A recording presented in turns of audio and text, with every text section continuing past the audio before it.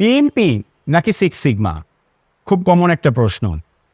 দেখুন, পিএমপি এবং six sigma দুটোই গ্লোবাল সার্টিফিকেশন, কিন্তু দুটোর পারপাস টোটালি ডিফারেন্ট।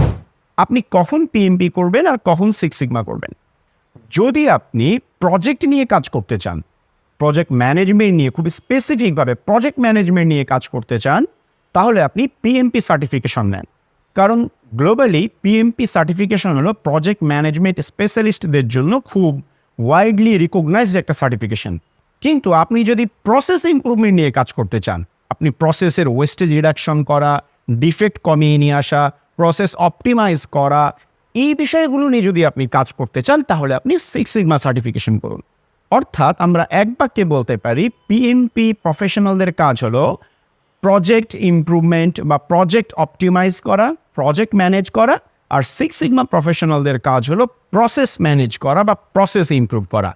এখন আপনার সিদ্ধান্ত, আপনি কোন দিকে ক্যারিয়ার করবেন, তার উপর ভিত্তি করে আপনি সার্টিফিকেশন সিলেক্ট করবেন, পিএমপি নাকি সিক্স সিগমা।